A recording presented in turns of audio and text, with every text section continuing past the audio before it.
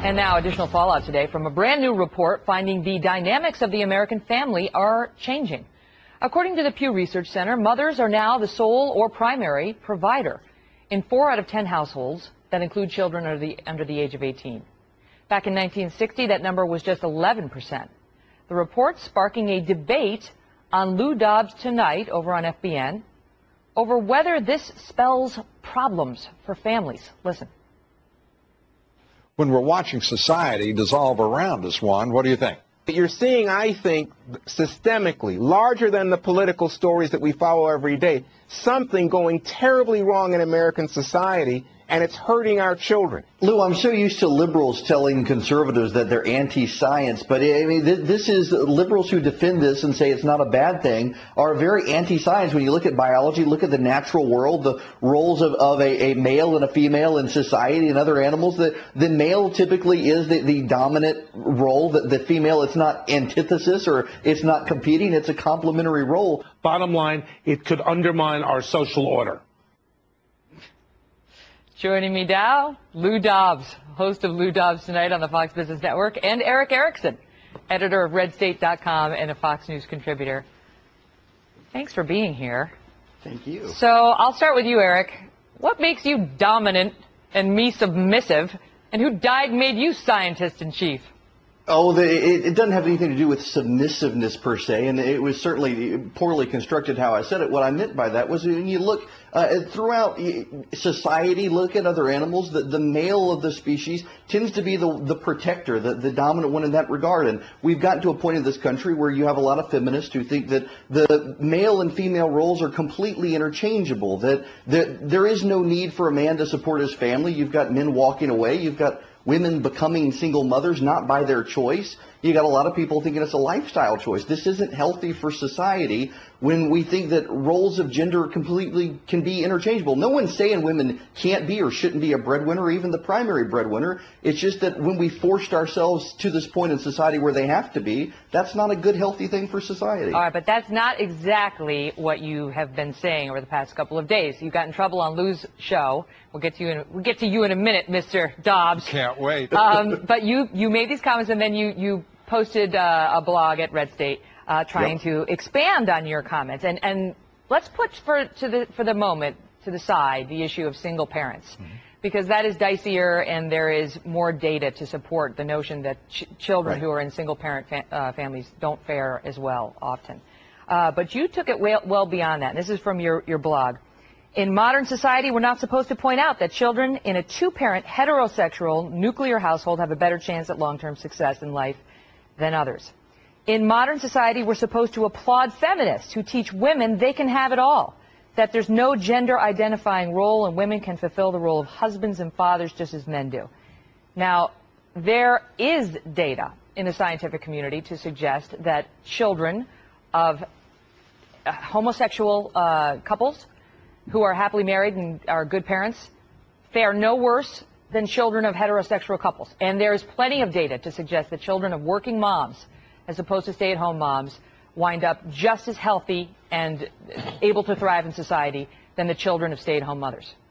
Yeah, you know, Megan, I tend to dispute that data largely because it's been so self-selective. If you take the most comprehensive study, for example, of gay families that came out of the University of Texas, that the left has tried to undermine, the sociologists who studied it noted that many of these studies that show there are no problems are typically of high-income lesbian families. And when you study higher-income families, you're absolutely right. Working mothers are very high-income. Their children, there really isn't a big difference. But when you go into the middle class, where a lot of these issues are bubbling up, when you have a mom who's working 12 hours a day and a dad who's working 12 hours a day and they come home and they're also trying to be good parents, you can't have it all. And they're making compromises, and I'm not judging them, and no one should, but it's just a reality. You are. No, I'm not judging them. You are, because you come out very clearly and say that you believe that women who choose to work, instead of staying at home to, quote, nurture their children, and instead have the father do that, are imposing a worse future on their children than women who make a different choice, the choice you and your wife made. Megan, I don't view it as judging. I view it as a statement of fact that when you've got a mom who's working full-time and then coming home trying to be a full-time mom as well, it's very difficult. And I think 3/4 of the public, according to the Pew poll, agree that it's much harder to do. Just because you have people who agree with you doesn't mean it's not offensive. And I know in look, your, I know in your understand this, blog, I know eventually. in your blog, you talk about how you believe it's feminists, and I don't know what the word is, some sort of liberals, eco-liberals, what did you call them? Emo liberal. right. Yeah, I don't know what that is, about it. but I don't think I'm an emo liberal, and I don't describe I don't myself think as you a are feminist. either. But I will tell you, I was offended by your piece nonetheless. I didn't like what you wrote one bit, and I do think you are judging people. To me, you sound like somebody who's judging but wants to come out and say, I'm not, now let me judge. And by the way, it's science, it's fact. Well, I mean, I have this is a list of studies saying your science is wrong and your facts are wrong. I want to get Lou in. Lou? You agree with this? Because you certainly sounded like you agreed with him when he was on your show. Well, let me give you the sound of Be careful, the Lou. agreement, and that is this. What I said, and what I would acknowledge immediately, is that Eric is wrong about nature itself. The male is not always dominant, whether it be in a pride of lions, or whether it be in the queen bee and her hive and workers. But when the Serengeti is on fire, and that's what I was saying, it is time to look at what the impact here is. We are looking at a war on drugs that we're losing. We're looking at an economy in which jobs are not being replaced with either equal pay or near equal pay with a replacement job. We are watching classic traditional jobs in construction, manufacturing that have been male dominated in the sense that they were the predominant number of workers disappearing. We are looking at a society in which change is the absolute hallmark.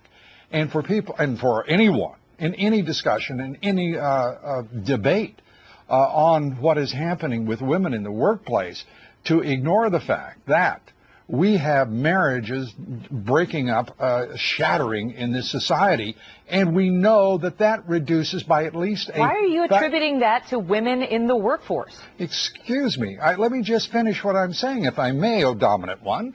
The fact is Excuse me? that 3 times as many people in a single parent household are likely to end up with great psychological illness, with severe psychological illness, and society. We were putting that to the side. We were putting that to the side. We can't put it to the side. You can't put it to the side. Yes, we can, Lou, because we've had that debate, and that's not what this debate was about. The debate, exactly the what place it's I took about. the debate. It's exactly what it's about. No, it isn't. It is not, because think Eric about took the it. reason. Let me go back to Eric. Let me go back to Eric. No, because you're getting out of bounds. You're getting out of bounds on the safer territory. Let me go back to Eric, because this is from your blog.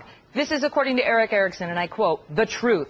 Kids most likely will do best in households where they have a mom at home nurturing them while dad is out bringing home the bacon." American Psychological Association 2010 study, according to a review of 50 years of research. Children whose mothers work are no more likely to have any problems than kids whose mothers stay at home. They studied 69 studies over 59 years of research. Your fact and your science, Eric, is not supported by the American Psychological Association, the American Academy of Pediatrics, Columbia University study, University of North Carolina study. I mean, why are we supposed to take your word for it, Eric Erickson's science, instead of all of these experts? Well, because one, I think the experts can be as politically motivated as anyone else when it comes to these particular studies, because it plays into a particular current notion that it's okay. And second, I do think when you got 3/4 of the public willing to recognize that the increase in moms as breadwinners, it makes it harder to raise kids. Yeah, I think most people understand moms typically are more nurturing than dads. Not always, not in all cases, and it's painting very broad brushstrokes, I admit. Do you know that in this country, in the 50s and 60s, there were huge numbers of people that believed that the children of interracial marriages were inferior, were biologically inferior, and that is why it was illegal for blacks and whites to marry in some states in this country up until 1967. And they said it was science and it was fact. If you were the child of a black father and a white mother or vice versa, you were inferior and you were not going to set up for success. Tell that to Barack Obama. Look, Megan, look, I completely agree with you on that, but I do think there absolutely is something to kids having a stable home life. I'm not saying moms can't work. I'm not saying dads should be the only ones to work. What's unstable about having a working mother and a nurturing, loving, stay-at-home father? You know, if it works for you, God bless you for it working for you. But I do think that most people need to realize that they work on an individual case. But in generalities, I do think having the mom who's the nurturing one at home when kids are little. My wife worked when my child was little. I'm But that's certainly your not choice. judging her God for bless doing you and that. your wife. Exactly. Your choice. And It nobody would is. take It's that a away choice. from you. But you are Right. denigrating the choices made by others. Let me get back to Lou. I'm not, Let me Megan. get back to Lou and take it away from the single parent thing, because that's not.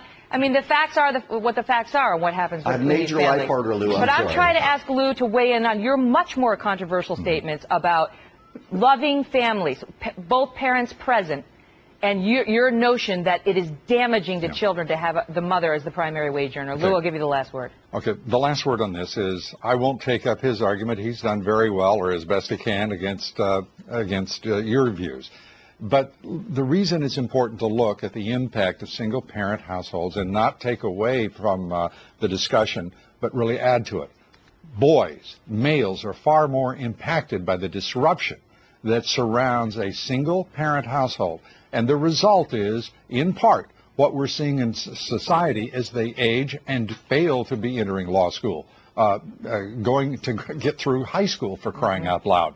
It is very important to keep that in the discussion, in the debate. I got it. And meanwhile, God bless you and my wife and my daughters. I think I came out of this all right. Look, You guys, I realize I'm in the 14th stand up, guys, century, for coming Megan. on. Thank you both for being here.